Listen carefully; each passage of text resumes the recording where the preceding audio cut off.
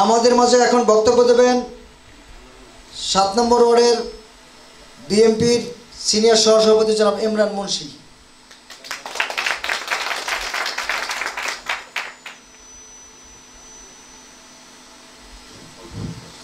বিসমিল্লাহির রহমানির রহিম।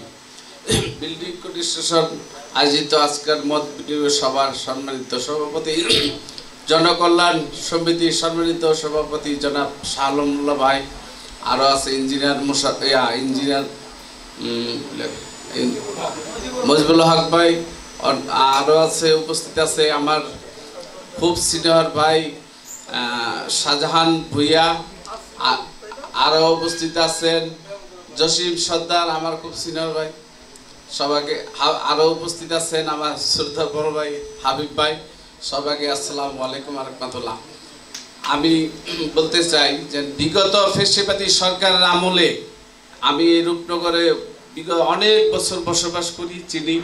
৫টা ৬টা কাজ দিয়া তারা ব্যস্ত আছে, অথচ আমার রাজনীতি করে মামলা হামলা জর্জরিত সেই কন্ট্রাক্টর ভাইরা সিনিয়র কন্ট্রাক্টর ভালো কাজ উঠাইছে আমি দেখছি, এদের হাতে কাজ নেই। এটা আমাদের যারা কর্মকর্তা আছেন বিগত দিনে এই সংগঠনকে পরিচালনা করছে তাদের কাছে বিশেষ অনুরোধ জানাইলাম যে এই যে ফেসিবাদের আমলে তাদের সাইনবোর্ড দিয়া ৫টা ৬টা কাজ এখনো ১২ নম্বর রোডে ৭ নম্বর রোডে এমন আছে 10-এ অনেক কাজ আমি দেখি, নামও আমি বলতেছি না কন্ট্রাক্টর, এগুলো বিশেষ করে বলতে চাই যে আমাদের সিনিয়র যারাই আছে তারা যেন এগুলো খেয়াল করে।